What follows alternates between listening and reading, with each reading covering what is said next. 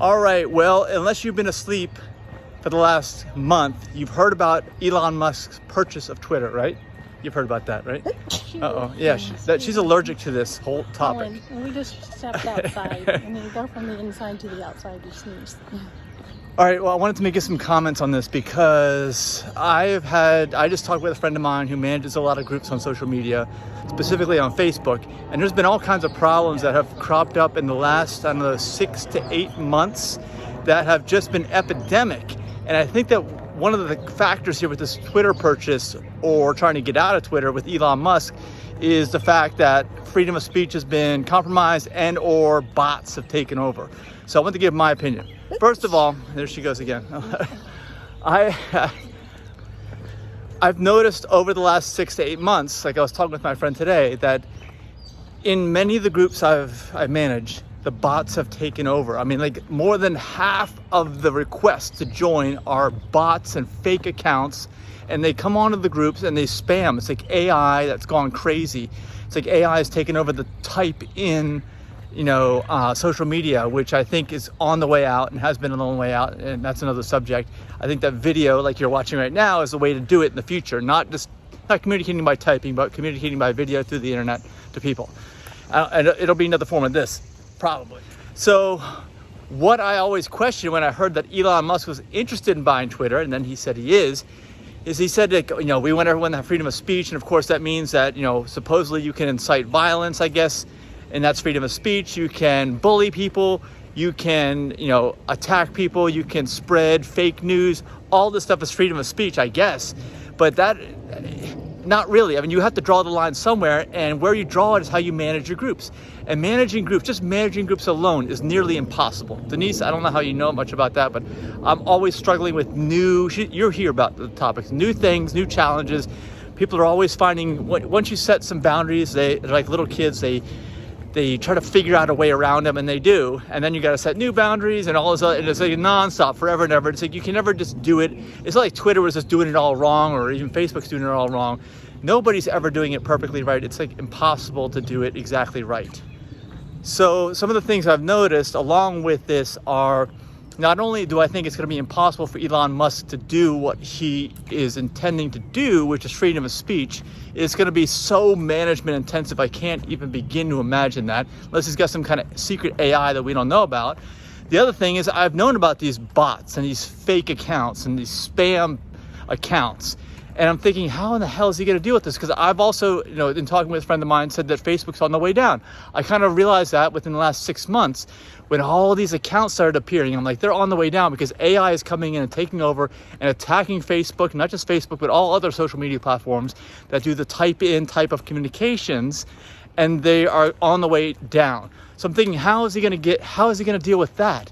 And then, of course, that's the new issue, right? He's trying to back out because Twitter says that less than 5% of accounts are bots or fake accounts, and Elon Musk thinks it's way higher. Unfortunately, he opted out of the due diligence in his deal, and he's stuck with it unless there's $1 billion penalty. And now, after thinking about it for a while, Twitter says they're sticking to it, and this deal is going to happen whether Elon Musk wants it or not. And I even saw an article today that said that up to 70% of Elon Musk's Twitter followers are bots or spam accounts. So I think people are realizing now, it's like headline front page news, that guess what? This whole type-in social media type platforms are like 50% bots and spam accounts, and it's all spread out now. It used to be mainly on Facebook. Now it's on Twitter, Signal, Telegram, all these other platforms too. Facebook owns Instagram. So it's everywhere. You can't even get away from it now. And I'd be interested to see how this Twitter thing works out, because I think if you've noticed, the stock market has started tanking. Twitter stock has tanked. Twitter now says it's in everyone's best interest if we follow through on this deal. Of course it is, because their stock isn't worth anywhere near what it was. And what do you think is going to happen? Like, what do you think is going to happen with social media? You're a different user than I am. I'm the one that uses it for business and audience development and things. So I'm not a typical user, but I do notice a lot more things than the typical user, Well, I would guess if the bots would post frequently, and they would get themselves blocked, just like you do for posting too much. Right? Well, they do, but they keep coming out with new ones. Uh-huh. It's so easy. I think Mark and I were talking. It's so easy to create a new account. It's like create a new account. They could have AI programs that's constantly creating new fake accounts, constantly going in, and it's like you're never gonna end. You're never gonna be able to stop them. It's like a continuous, unending stream. What if Facebook put in those pick all the bridges pictures to make sure you're not a bot? Why can't they just initiate some more security? They may have already done that, and the AI may have already outsmarted that for all I know. If you know, comment below. Let us know, because I'm not exactly sure. So to create a Facebook account, you just need a first and last name, a date of birth, and an email, which a bot can easily fill out. But Captiva is another way to ensure that you're not a bot. You have to be able to read the text. Do you think that that's fail-safe? Can't they figure out, and haven't they already figured out AI that can get through it? Read the text? Yeah, I mean, it can't be that hard. It's not. I mean, back in the day, a few years ago, 10 years ago, that was like, oh wow, you'll stop everybody now. But now, we have cars that are almost driving themselves. I mean, the software has figured all this stuff out. It's like intelligent now. Everybody says AI is the future. So I think that it could be that we're nearing the end of these types of type-in social media platforms. Maybe, I don't know. Maybe Facebook will require everyone to have a mobile phone too. But still, they're typing the stuff in. Most of the communication is done by typing. Well, maybe you need both an email and a phone. Well, look at Netflix. We just watched a video, or I watched one. I think you were watching too. It's called like the rise and fall of Netflix. Like Netflix is on the way out. There's all these competitors. The same thing. The space is getting crowded with competitors. They're all about the same. Nobody's really standing out. So like Facebook is, of course, Facebook. Actually, one of the funny things to mention here is that Facebook did report that they have seen users decline for the first time earlier this year. What they didn't report is that if more and more of their users are actually bots and spam, they've been declining for a long time. And they're actually, when they say they're declining, they're actually really, really declining. Like there's a major, major downturn that's happening right now. And they're probably overvalued, is what I'm thinking. So. Well, it's a bummer because I really like Facebook. That's where I have the most contacts is from classmates. That's people I engage with most. And I already noticed a lot of them have dropped off of Facebook over the years. Yeah, and if it's not only, I think that the big wave started for political reasons, because of course Facebook and I think Twitter are more liberal type platforms, so they've been censoring a lot more. Yeah. And then there's all these other platforms like Telegram and gosh, I can't even remember all right now.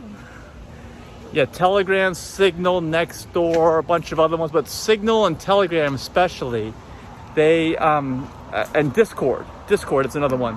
They are very much the other side of the spectrum. They don't seem like they want to censor anything. And what else are you thinking about this? Any more thoughts? Yeah, you said Facebook is liberal. I remember when one of your groups got shut down. You never even got to see the original post. Yeah, that's right. They told me something happened, but they didn't show me what happened, and they said the group's disabled now. And actually, that's another whole interesting thing. The way that they have decided to manage these groups, it's kind of hard to believe, but this is the truth. I have some very large groups, and if you make it so that you need to approve the posts in the group, they hold you to a higher standard. All right. So if you approve something that happens to be against their terms of service, like, I don't know, somebody talks about giving out or selling pets or giving them away or whatever the policy is on pets, and you approved it and you didn't realize that was against their terms of service, then they will shut your group down. They start to count those violations and then they shut it down. And so what's easier to do is to open your group up so that anyone can post at any time and you don't need to approve because you're held to a much lower standard. That's what I've had to do. It's kind of crazy. I mean, some groups, it makes sense to keep post approval because there's not that chance of violating terms of service like there is in a general community group. But general community groups on the Facebook platform, you just want to generally open it up or risk getting your group shut down. So it's just kind of messed up. When your biggest group got shut down. That was right after the riots on Capitol Hill. Yeah. And someone must have been expressing their Yeah, and that's what happened opinion. with Donald Trump's account on Twitter, and that's one of the things that I think that Elon Musk is saying he doesn't want to happen, is have accounts just banned like that. But maybe his account will get banned during the process of him not buying Twitter. They'll just ban his account until he buys Twitter. What do you think? Maybe. Yeah, maybe.